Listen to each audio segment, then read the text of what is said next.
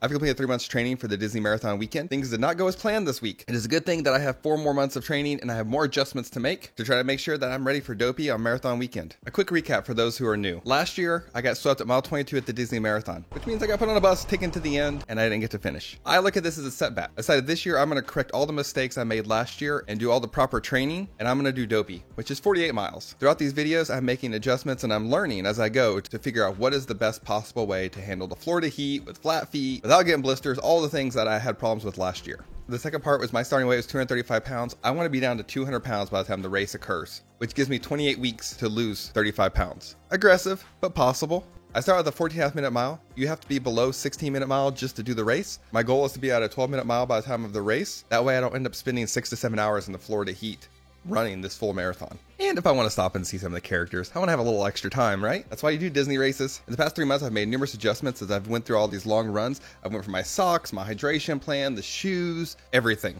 All the gear I'm using right now is in the description. Week 12 included 2 45-minute runs, a 4-mile walk on Saturday, and a 13-mile run on Sunday. So this was the real time for me to put all of my adjustments, everything I had planned, to the test to see how it would hold up. I forgot to mention that I'm in Florida, so it's hot and humid this time of year.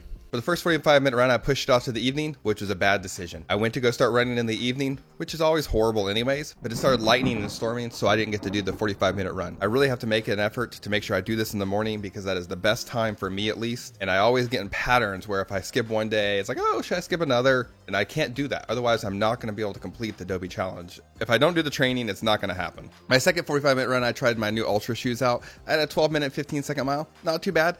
It was a bit of an adjustment. I liked the toe space more on the Ultra shoes, but it wasn't as cushy as the Hoka shoes, so it did take a little bit of adjusting to get used to it. On the 4-mile walk on Saturday, I had to kind of speed walk because you still have to stay under a 16-minute mile. So I was walking pretty fast. I do get bored walking, but I managed to stay at 16 minutes, 1 second a mile, which is awesome. I was pretty close to 16 on first try. I probably could have run for a couple minutes and probably shaved off enough time to be under 16 minutes. As I finish up my 4-mile run, which I've been trying to walk very fast, my pace is not that much worse than when I run.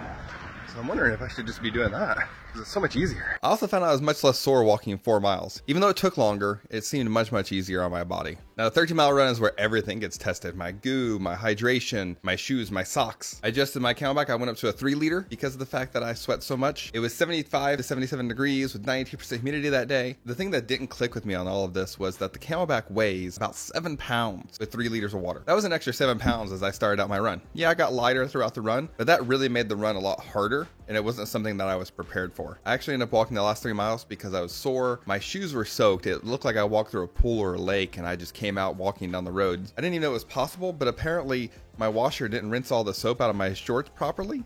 And as I'm walking, all of a sudden soap starts running down my leg. I'm re-washing my shorts for the second time, it looks like, which added a whole new dynamic I didn't even plan for. With all that though, the 3-liter CamelBak worked great. I did not run out of water. I did not have blisters on my feet. I have flat feet, so I normally have arch pain. I did not have arch pain. As long as I adjust to the weight of the CamelBak, all in all, everything went really well. The size of the CamelBak did make me sweat more, so I ended up drinking more, which is kind of funny. But at the end of the day, it worked perfect. I actually had about a liter, half liter left in the CamelBak, so I can actually use this for up to probably 17 miles without having to add anything extra. I just have to adjust to the fact of all the extra weight that's on me when I'm running. I also rinse all my workout clothes twice to make sure I don't get soap in there again. Having soap run down in my shoes does not help the run at all.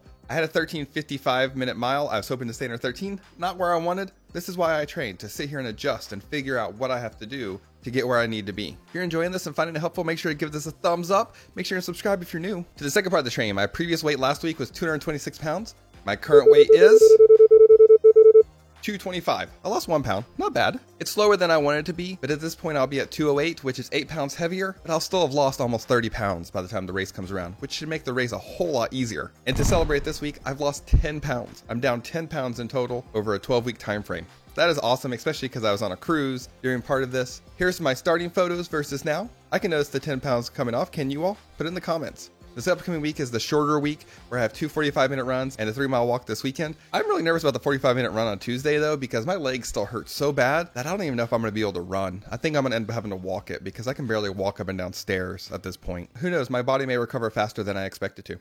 Never know. Be sure and check out this playlist right here to see my entire journey from the beginning until now. And when next week's video is ready, it'll be right here.